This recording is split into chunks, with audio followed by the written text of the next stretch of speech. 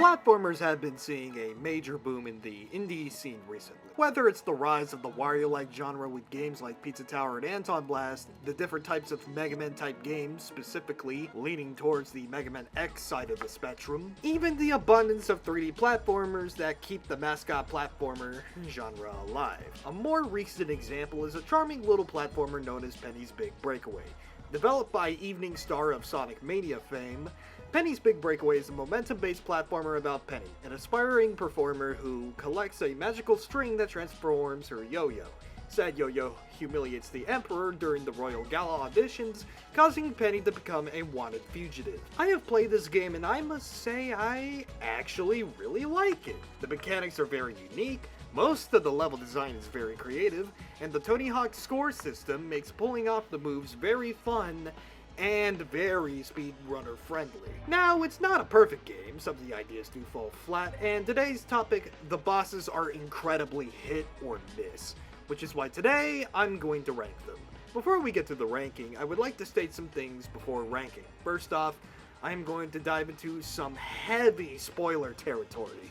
If you have not played the game and you really want to play it, then I suggest clicking off the video now, and coming back to it later once you've played the game and seen it for yourself. Second off, I will be ranking them based off their pros and cons. It's a simple way, but it helps weigh out which ones are better than the other. Finally, for those who have played the game, no, I will not be including the Penguin Ball Chase. The game does state that it's a boss, but I did a poll on my community tab to really determine it, and the majority said it was more of a level. One more thing. This is my opinion, so don't take it as fact. Also, feel free to agree or disagree with me in the comment section below. Without further ado, let's begin with the ranking.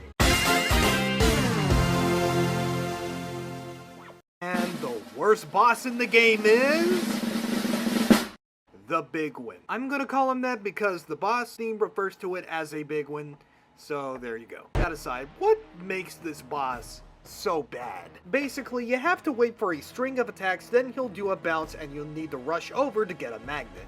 Then use the magnetic field surrounding it to hit it with the magnet. The bad part is, your only window to get the magnet can take a little bit because the boss does its attacks a lot of times. The worst part is, the attacks themselves have really, really bad hitbox. If you are in an inch near the attack, you're going to get whooped. What I usually do is zip out of the arena and then back in once the attack ends. The wing clap is so confusing to dodge because it follows you as it gets ready to attack, and it's likely you're going to get hit with it even if you think you've made it out.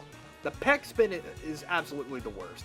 You're supposed to move out and back into the arena, however, there is no indicator on how you need to dodge it. And this attack is fast, so you have to time it perfectly to dodge it. Another issue is that the magnet is finicky during this fight.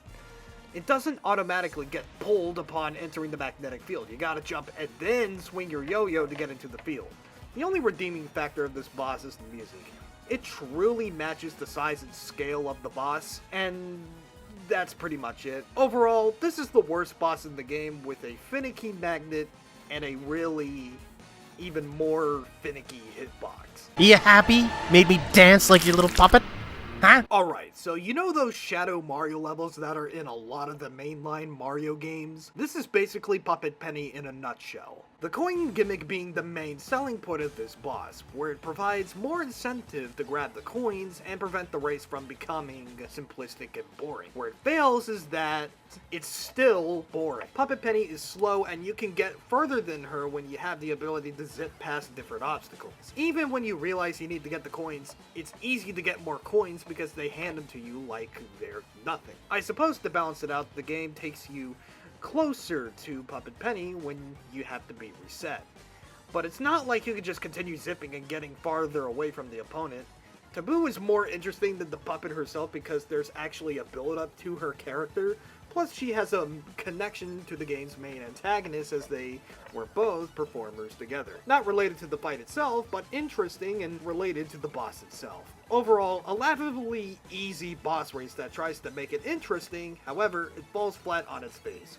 But I take an easy boss race over a really annoying boss fight. Despite being the supposed main antagonist of the game, you get to fight Emperor Eddie almost halfway through the game. Does his King DDD looking ass actually put up a fight? Well, sort of. His moveset is inspired by sumo wrestling moves, where he will close in on you and try to charge at you. He'll get tripped up and you'll have to pull on the handle on his back and launch him off the arena. They do add some challenge to the fight later by including penguin balls being fired from the cannons. And he also gets a new move during the final phase, which is the spinning attack with the penguin arms. However, this fight can end way too quickly for any of this to be fleshed out. Also, during my recording, the penguin cannons got bugged, so they never actually fired toward the arena. Please, Evening Star, we do not need a performance mode, we need rare bug fixes. There are some redeeming factors. Mano-e-Yo-yo is such a banger boss theme that beautifully utilizes Eddie's main leitmotif.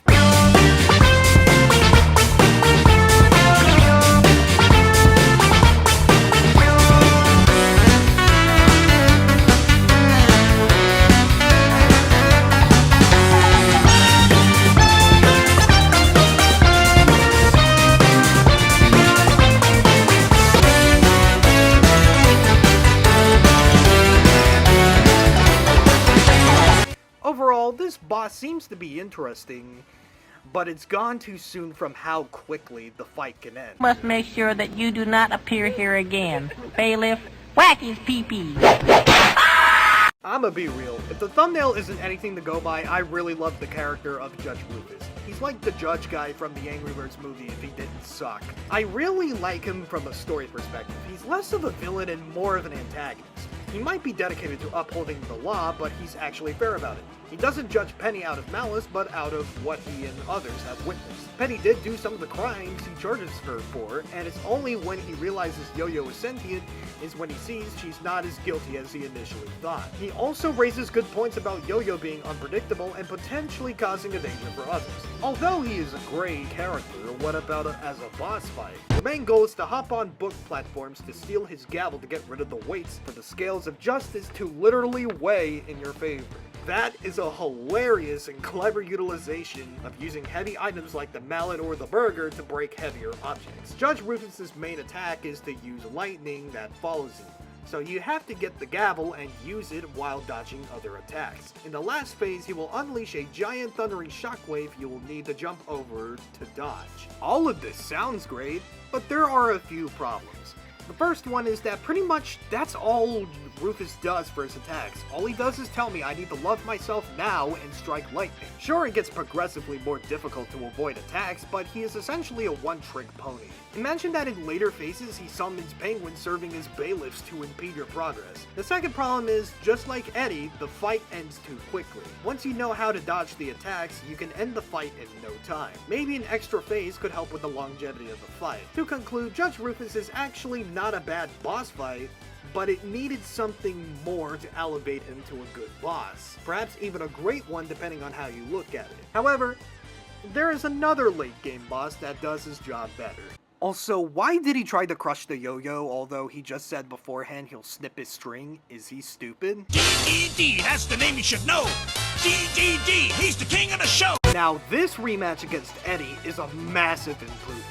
First, you have to take Eddie down by using the burger power-up and knock him off the arena. He builds upon his moveset from the previous boss fight by adding new attacks. Now he'll toss penguin balls, bombs, and blocks you can smash off the arena.